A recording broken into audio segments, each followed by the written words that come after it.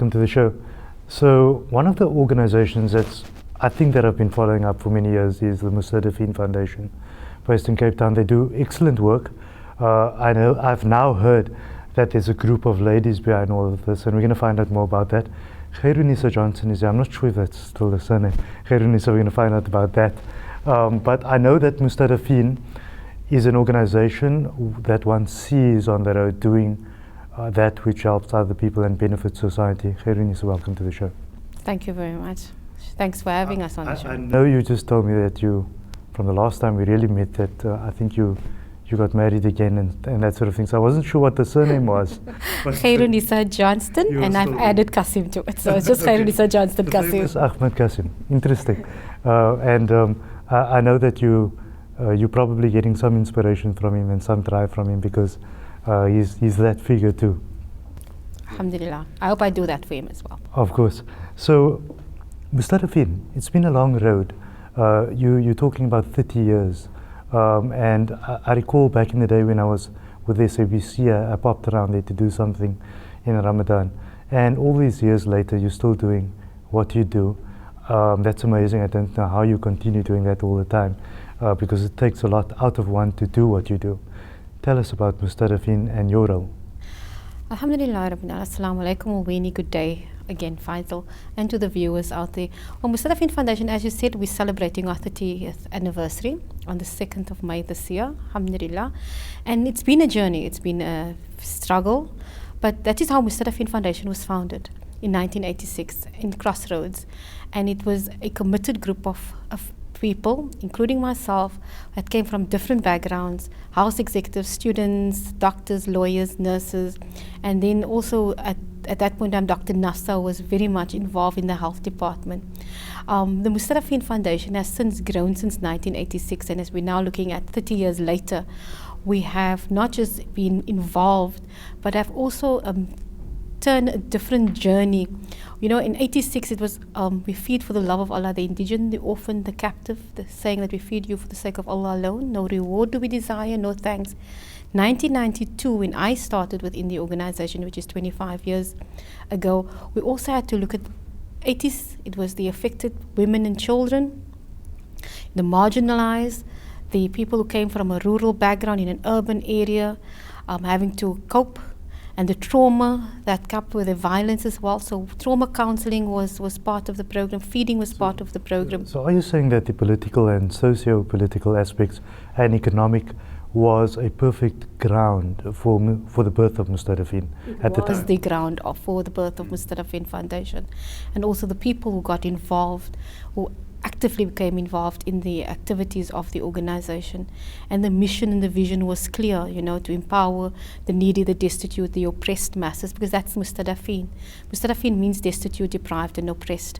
That was the community that we were actively involved in. That's the community we were part of as well, whom we needed to assist and do what we needed to do as a community. And in general, the Muslim community as such, who played a very pivotal role in the 80s in making a difference within the Western Cape. Now, Mustadafin is not just working in the Western Cape. We've moved to Eastern Cape as well, in Madisani, where we do healthcare and poverty alleviation programs, particularly those affected and infected with HIV, AIDS and TB. So you say you're there for 25 years. They started just before that. You I'm came a full-time worker, yes, 25 years, but I'm one of the people that 30 years ago. Full-time, 25 years. For you personally, that must have been a long journey. You've seen many things that most people will not get to see. Well, it's been a journey. It's also been an educational. I think, you know, Mustadafin, I know Mustadafin Foundation has been my university, my schooling. I've learned everything that I am, who I am today. It's very much part of that journey as well. Does it define you now? Definitely, it definitely does define who I am, what I'm doing, but also where I come from and the things that we currently implement within the organization. You know, so if you look at Mustadafin Foundation's 5 core functions, poverty alleviation, we hope to say we're part of poverty eradication, but not as a government can we do that. But poverty alleviation, education, health, community development and disaster relief. So our partnership with the city, even though that partnership only started about plus minus 15 years ago, prior to that, Mustadafin Foundation worked timelessly doing exactly what we're doing without the people knowing what we're doing, because we believed what the right hand gives, the left hand should not know. You and I know, Faizal, in NGO world, it does not work, because people will not support you if they don't know what we are doing. Correct, yes. Now, who would know? Under Mustadafin Foundation, we had established 21 early childhood development centers. Yeah, We've sent... So you know, we always have this discussion, Ghairunisa. It's always about people saying, I noticed you run a particular campaign for children, but why does the whole world need to know about it? And I always tell people that it's about intention. When the whole world knows about it, they're able to get involved. But we don't tell people how are they going to get involved. We can't support it on our own, but we have all these people supporting these campaigns because they know about it and they get involved. So it's again about intention. Yes, it is. We know why we do what we do, but we also know without the support of our generous community, and it's only because of the love and the community support that we are able to go be 30 years old. And it's purely from the West community that large that has made it possible for us. It's that pensioner who comes on pension day to give us our donations, the few business people who actually come in and support our programs of action. You know, so we've got a building which was supported by Mr. Gangriga from Wembley, and we're trying to get this building so that we can move into the building. He donated that one? He donated that building for us kind of 5 years ago. On our 25th anniversary. We're 30 years old, so hopefully there's a fund out there that says, okay. Half the job is done. The building is bought, it just needs to be repaired. There's a lot of work that needs to be done. It has been, people lived in the building in itself, so a lot of damage was done in the building. So yes, we do need the support of the community. A lot of things can happen. If you're looking at community development within Mustadafin Foundation, the aftercare for youth, that we're actually working with youth in particular, some of them never been in school, Faizal. Our partnership with NACCW with the Isibindi program, 1,000 children only in Tafelsig has never been in school. Many of them, some of them dropouts, but many of them has never been in even a grade 1 or a grade So there's an education problem out there too. A major educational problem. You know, Ghairunisa, the interesting thing is that not too long ago I popped around at the Premier's office, and we were having a brief chat about things and about this community and that sort of thing. And I clearly recall that she brought up your organization name. So the city is very familiar with what you're doing and how you do things. No, our Premier would say we're the first people to respond. And She said something like that to me. Last people to leave.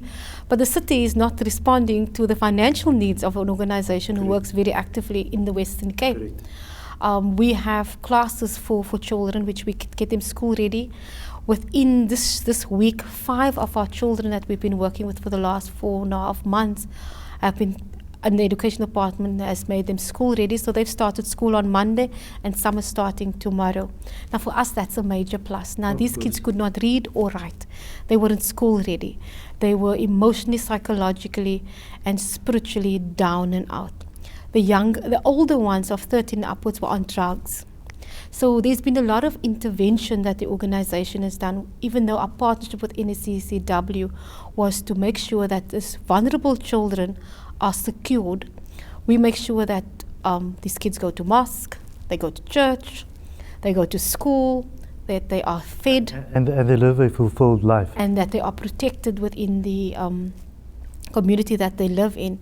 So we've employed 25 women and 3 men, 25 people, 3 men and the rest are women, to assist within the Tafelsig. So the women do rule at Mustadafin. We are headed by a woman, and yes, we are majority of our workers are women. And I must say we're a hard-working team. No, of course, and we can see that. Do you see a trend happening? So you're talking about 1986. There's political uprising. We're in the heart of apartheid, and we see social decline in certain communities, all kinds of challenges going on. And then you find us now in 2016, and you find that there are different challenges. The challenges now slide towards economy that's failing with the rand internationally. When that happens, are your challenges the same or have they changed face? Because I can't see them, in my view, disappearing. It just appears that they've changed shape. No, definitely the politics at play is totally different. where in the past we know who our enemies were and are. Today we don't. Faces has changed. Positions are exactly the same. The rich gets richer, the poor gets poorer. But the worst things within this scenario of 30 years now is the fact that gangsterism, drugs are the forerunners, but they're not necessarily the root problems of what our communities are faced with. We do have a background, a history, which is destructive. And because of that history, I mean, FAIS within the Western Cape is the highest in the world. And that is not being addressed within the school system. So therefore, the dropouts at an early stage, therefore the fact that kids who've never been in school, because the parents are not even registered in a sense of making sure that their children are schooled, because they're either drugged or alcohol problems in the face of that. With the history within the Western Cape and the problems that we face intermediary in the sense of drugs and alcohol and gangsterism, the social economic problems have worsened because the unemployment within these communities also worsened.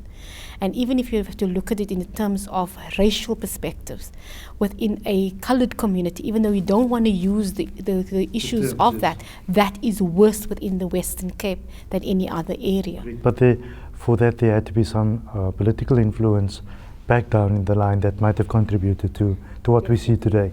Well, you know, the thought system that has been the major problem within in the Western Cape, and the fact that the FAIS comes from that particular problem, and it is worsened in the sense that now with alcohol and drugs being more free, you know, in the community, accessibility is a problem, and every second house is a tuck house. Correct. You know, so the problem is worsening. And how do our government look at the fact that our children who are not in school are not educated, women who are giving birth of undernourished, malnourished children because they are undernourished and malnourished children. And those could be and have lasting effects throughout people's lives. Devastating effect, because it affects the physical aspect of the individual, of the child, but also the mental aspect of the child. So you're looking at underweight young men and women. You're looking at the fact that is going to, if intervention is not happening, that could be worsened in the next couple of years. So Western Cape, we will be looking at sitting on a time bomb if an intervention does not happen soon. The scourge of fetal alcohol syndrome and all these kind of things are also on the increase all the time. Definitely. And whether we want to say that we come from a Muslim community, but I feel that these things are across the board and that they can be seen in this community at the same time. Definitely. I mean, I can tell you, I can't mention the names of our children, but whether they're Muslim, Christian, Rastafarian, because those are the kids that we're working with. I mean, in my period that I was teaching in Tafelsig for the first 3 months of this year, I mean, you went home bruised, you took off knives, you took off handmade guns, you took off drugs. You know, you have pipes that is readily made within this group. And these are kids from the age of 10 up.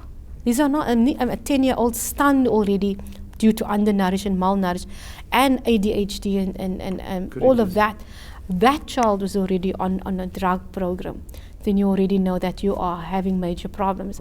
So from Mustadafin Foundation's aspect, the intervention that we have because of our partnership is the programs that we run and the partnership that we run within Tafelsig. We've got people who are teaching these children to become school ready, the adult literacy projects that we've programmed intervention, because you and I know education is the liberation of our community. An educated mind can make an educated choice. Of course. And that's an important fact. But therefore, when Mustadafin came out with the feed the belly, but feed the mind as well, it's a very important factor, because you and I know a hungry belly cannot concentrate as well. So there's a problem. So obviously there's an entire picture and a holistic picture to all of this, and it's all interlinked. It's all interlinked, yes. And in that sense, we also found out that the children they needed medical care, you know, because they're very neglected. So our health department came in there. So we tested the children. We feed the children 2 meals a day. Hygiene is part of the so vanity packs is provided, because those are not things that the kids are getting.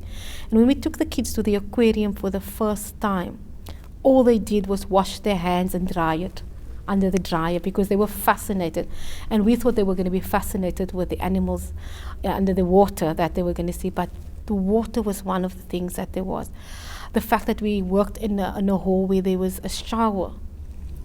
Every day those kids take showers. I was going to ask you about something, and that's something very specific, and something very specific related to you and Mustadafin, and that's at all this time that you spent at Mustadafin.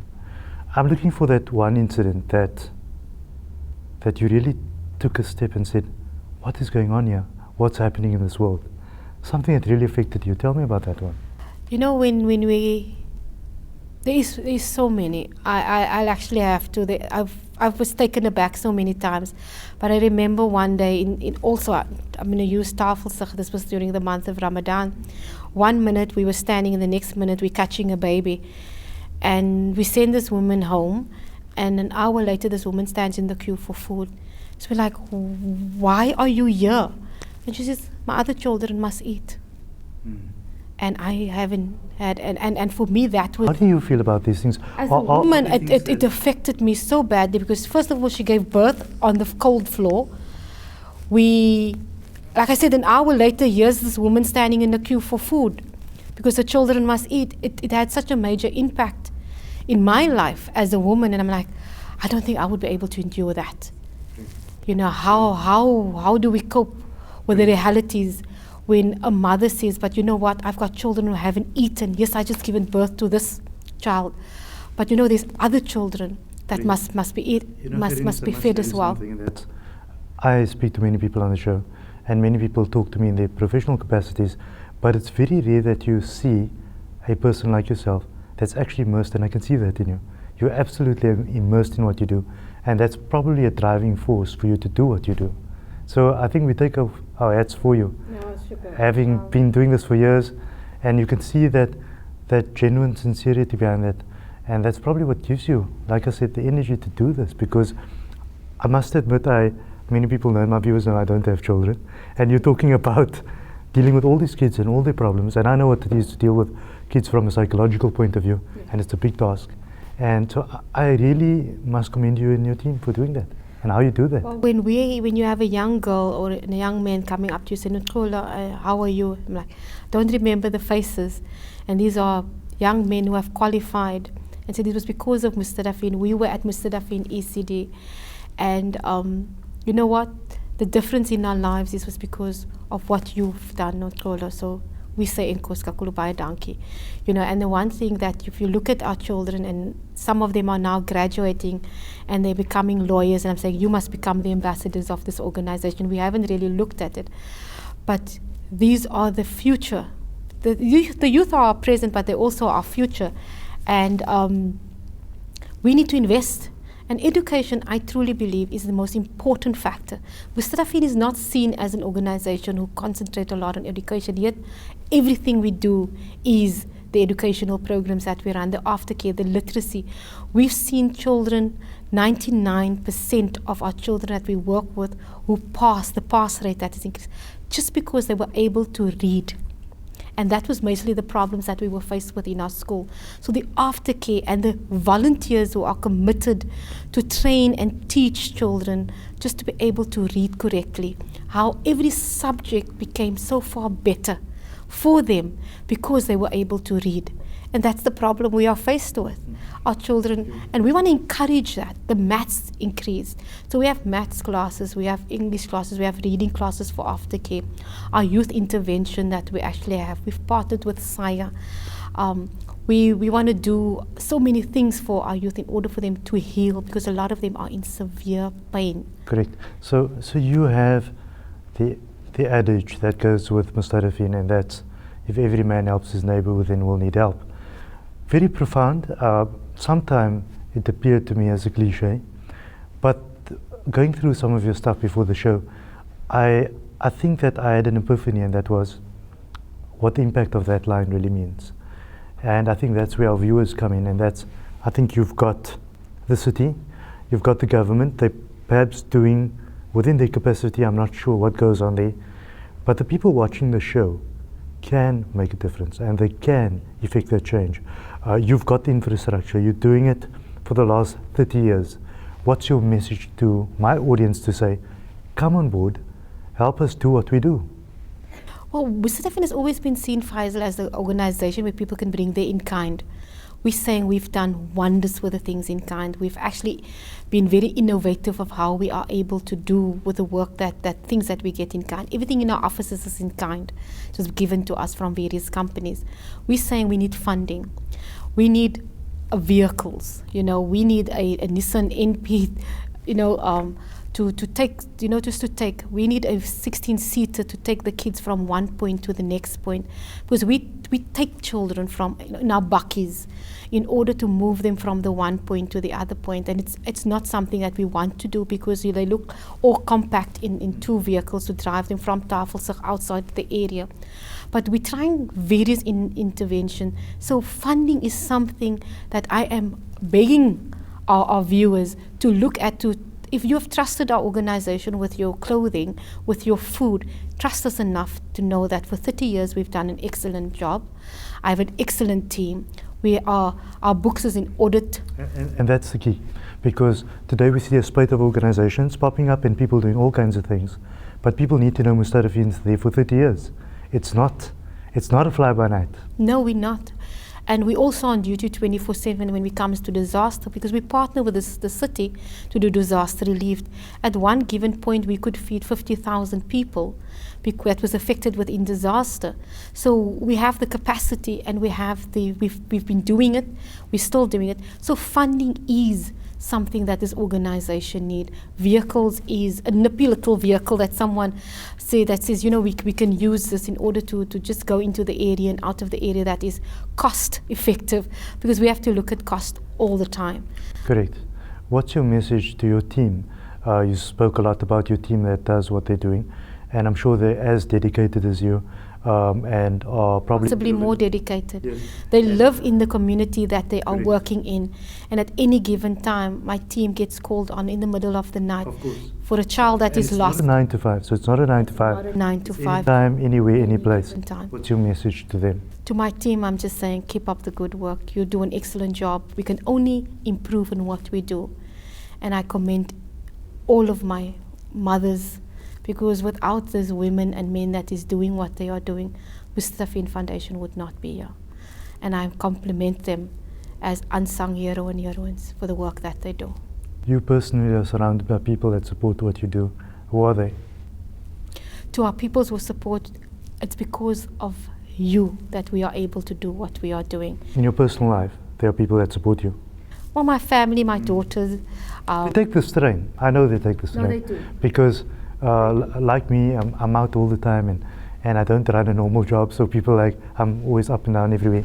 And so I know my mother complains, and I know everyone says, where are you all the time? They not only, my sisters, they're not only the ones who actually have to do, and my daughters are doing the things that they are doing, but they're also taxed. I mean, my niece can tell you, no, I was born in my mother's stomach, I was already volunteering. So Fatima to Zahra always remind me that those are the things that she was doing, and as well as the others, so they are committed, and without them, I don't think I would be able to do the things that I'm doing. So, and they get taxed from every aspect, from themselves as well as their pockets, to give. So they already know that they are on duty 24/7 as well. So I'm forever grateful for my family, the family who supports me, who makes a difference in my life as well as the life of others. Ghairunisa, it's been nice having you on the show. I want to catch up with you soon again. I must tell you that from our side, I think that, and from our viewers, we thank you also in your personal capacity for what you do. Your name pops up all the time when people talk about charity, aid, relief, social responsibility. Your name comes up. And I suppose there's a very profound saying that says that what you keep for yourself, you will lose forever. And whatever you have given to others will be yours forever.